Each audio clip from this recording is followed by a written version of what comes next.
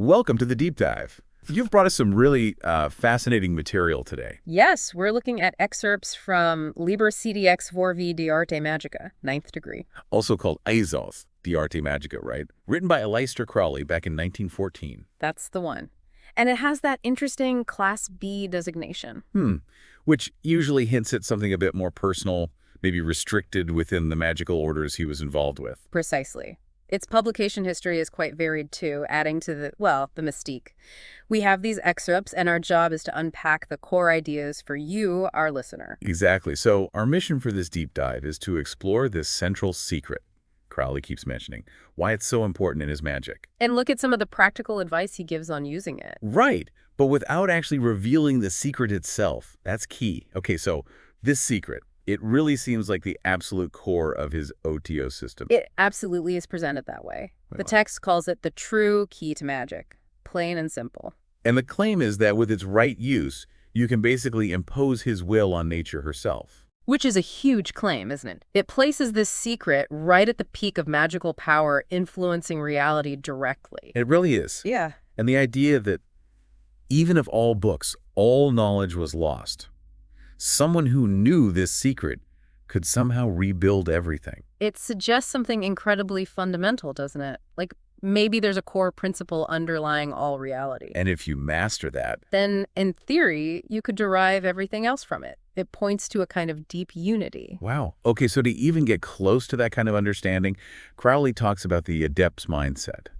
And he uses that leprechaun analogy from Ireland. Yeah, it's a great little fable. He uses it to illustrate the absolute need for unwavering mental focus. How does that work again? Well, the story is, seeing a leprechaun isn't the hard part.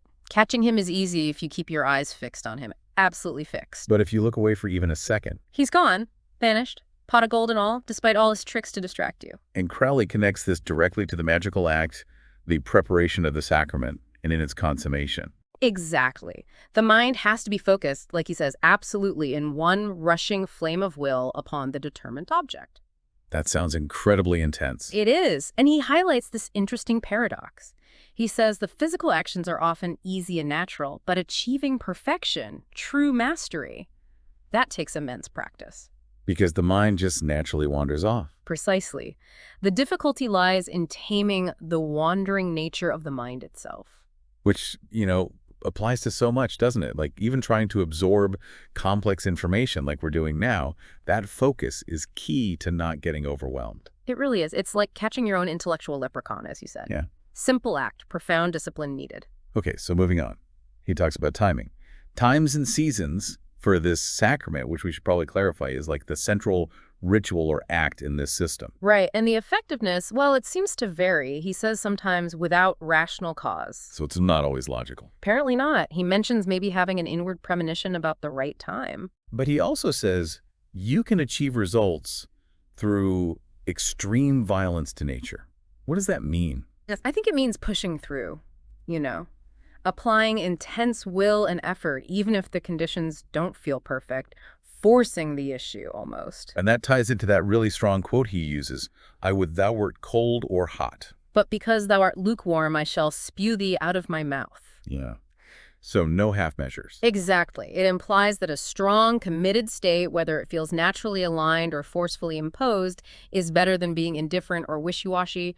Lukewarmness gets you nowhere. He also mentions astrology, which for many might sound like, well, superstition. True, but he doesn't just dismiss it. He actually encourages a scientific approach. How so? He suggests investigating rigorously whether specific planetary alignments or times of day actually do have a measurable effect on the work. Don't just assume, test it. That's quite pragmatic, actually, exploring all angles.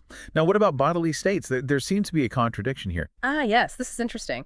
He makes a distinction between the preparation phase and the consummation. Okay. For preparation, he suggests being full of meat and wine. He even quotes that Latin phrase, Sine sereri et baccho Venus frigit. Without food and wine, love grows cold. That's the one. So implying a need for physical energy, maybe a certain robustness leading up to it. But then for the consummation itself, it's the opposite. Completely. An empty body is preferred. The idea is that the elixir, the essence or result of the work can then be absorbed more easily, more completely. Running nobly into every part, as he puts it. Right, to revivify the whole. His specific advice is a full meal about 3 hours before, then no more food. Maybe stimulants are okay, but no food. Very specific timing. Yeah. But then he kind of pulls back on making it a rigid rule. He does. He concludes, very wisely I think, that there is no rule but what may be engraven upon her tracing board by the burren of experience. So personal experimentation is key. You have to figure out what works for you. Exactly. It's ultimately down to the individual adept. Okay, then there's the question of single or multiple operations. If something doesn't work the first time, do you just keep trying? That raises a fascinating point about faith versus perseverance, doesn't it? How so? Well, performing just one single perfect act implies total confidence in the method and your ability. Whereas repeating it might suggest doubt, or that the first attempt was flawed. Potentially, yes. But then he complicates it. Oh. He talks about great cosmic operations, really big goals that might actually require a series of rituals over time. Like building up energy or momentum. Something like that. He gives his own example of 16 Jupiter workings in Paris. But he also shares conflicting personal experiences. Sometimes repeating was bad. Fatal, even? He implies it could be. Other times, repetitions eventually led to success, but maybe after a delay. He uses an analogy of pressure building behind a dam. Until it breaks through. So, again, no single answer. It seems not. Intuition, the personal equation, he calls it, seems vital here, knowing when to push, when to wait. Then we get to this really detailed breakdown of potential outcomes. Yeah. Unknown inhibitions and their effects. It's almost scientific in its classification. It is surprisingly systematic, isn't it? He lays out this whole range. X is perfect success. Okay. Then you have things like X may be smaller related successes, Oh. or partial success. And even reversals. Yes, Yeah. for a partial reversal, X for multiple reversed outcomes, and X for a complete reversal, the exact opposite of what you wanted. You give that example of working for money. Right. You might get the exact sum quickly, X, or maybe just favorable circumstances arise, or you get a smaller amount. Or you could end up losing money. That would be the reversal, XX. Or Exactly. It really drives home the unpredictability and the need for caution. Especially with that warning about the elixir of life. Misuse it, and the negative consequences could be on the same plane your health. A kind of magical cause and effect or retribution operating directly. Which leads logically to his advice. Start small, experiment with minor operations first, build experience before tackling the big stuff. Makes perfect sense. Prudence through practice. Now, the section on a theory of this art magical. This seemed to get more into the underlying philosophy, a bit more speculative. Yes, he admits the cosmic hypotheses are unproven. He talks about a more mystical kind of prana, vital energy beyond what physics might describe. And the sacrament acting as a microcosm. Right. A small-scale reflection or engine mirroring the larger universe. He also revisits astrology here. Questioning causality versus correlation again. Exactly. Is it direct cause and effect, or just things happening together? He keeps that question open even while believing the process works. And he introduces ether, or akasha, this fundamental medium. Yes, like a universal substance or field influenced by prana. And because everything's connected within this akasha, You can potentially influence things that seem unrelated. that's the implication. Stress in one area can affect others. And this idea of working in different worlds. Yetzirah, Braya, Asaya. Can you clarify those? Sure. Think of Asaya as the physical world we see and touch, solid. Okay. Yetzirah, the world of formation, is more fluid, energetic, like the blueprint before physical manifestation. And Braya. Even more abstract, the world of creation, pure ideas, archetypes. Crowley suggests magic works best on these subtle levels. Yetzirah, maybe even Braya. Influencing the blueprint rather than trying to chisel the finished statue. That's a good way to put it. He uses military analogies: easier to change staff orders, Yetzirah Braya, than move individual soldiers, Asaya. Or, chemically, working with gold chloride, fluid cause, is easier than trying to change solid gold directly, Asaya effect. But even with all this theory, he stresses reason and experience. Absolutely. Don't try the obviously impossible, he warns. That just brings the whole art into contempt. Even with the line, with God, all things are possible. He qualifies that immediately. Even God works within his own laws. The adept needs to understand and work with the laws of nature and magic, not just against them. Interesting balance. What about the moon's influence? He gives some specific advice there, too. Yes, regarding the second party, the assistant, he suggests they might be useless, even dangerous, right when the moon's influence first appears in a cycle. Why? Any reason given? He mentions powerful forces related to the Earth's motion, Briatic and Yetziratic forces that are hard to counter initially. But later in the cycle. He believes the sacrament is most effective from the second day onwards, maybe not the very last day. He links this to alchemists preferring the red tincture. Okay, let's talk more about this second party, the assistant, especially for the IX degree rituals. What if both people are initiates? Then, he says, it's vital they have a unified goal and shared interest. Otherwise, division means failure. But interestingly, he suggests it might be better if the assistant is ignorant of the ritual's specific sacred nature. Yes, he says it's often better and easier that way. So if the assistant is ignorant, what qualities are important? Then it becomes much more about the physical. Robust, vigorous, eager, sensible, hot and healthy, responsive. Basically, physically suitable and willing. Now, certain rites, analogous to that of the IX degrees. This section compares the main ritual to other things, including some potentially darker practices. It does. He contrasts a nuptial of the folk of Earth using union for spiritual gifts or helping nature with what he calls a perversion of the office. Which could create elementals, like nature spirits. Potentially, yes. Right. Though he notes it's harder because of the lack of a specific component he calls the white eagle needed to generate the gluten. These are technical terms within his system. But this analogous rite, even if different, could still be powerful. He suggests it might be, yes, maybe even more effective than the standard IX degrees rite for certain goals. But there's a key condition. Which is? The priest, the main operator, must be an initiate in this case. Their focused will gives the rite its magical character. And he makes a point about female initiates finding the standard IX degrees less effective. He does, suggesting the priest's role, the lion, as he terms it, is perhaps more central or self-sufficient in that specific rite compared to the female counterpart, the eagle. He speculates about parallel developments for female members. And that analogy with water and oil of vitriol. Right. Water alone on skin, not much happens. Vitriol alone, slow burn. But add 1 drop of water to the concentrated vitriol. Big reaction. Intense heat. Exactly. Illustrating how a seemingly small element within their system can trigger a significant, powerful effect. Now, the choice of an assistant. This section gets unusual. He suggests giving full sway to the caprice of the moment. Random impulse. It's definitely a unique idea. He posits that this impulse might actually be the voice of the subconsciousness, or even, remarkably, the deliberate choice of the holy phallus itself, which he links to the oversoul. It's a very physiologically grounded view of intuition here. Quite startling, but he does warn against just being led by ordinary lust. Yes, he clarifies. If the conscious will is truly set on the great work, the spiritual goal, then the subconscious will guide you to the right appointed vehicle. And he brings up the OTO's 7th degree oath about chastity. Which, importantly, they defined as abstinence from gross sexual acts, meaning acts not directed towards the magical purpose. And the assistant's consent is crucial. Absolutely vital. They must enthusiastically consent to the physical cooperation for the process, symbolized by the lion dissolving in the gluten, to work correctly. And how do you know if the preparation's right? He mentions that riddle.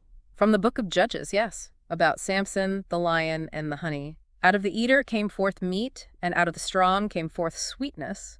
He implies the proper state of the matter of the sacrament will be known by its appearance and taste, linking it symbolically to that riddle. Fascinating. Let's shift perspective with certain Jewish theories. This gives a Kabbalistic view on similar ideas, right? Exactly. It explores the belief in an inherent creative power within semen, the Zra.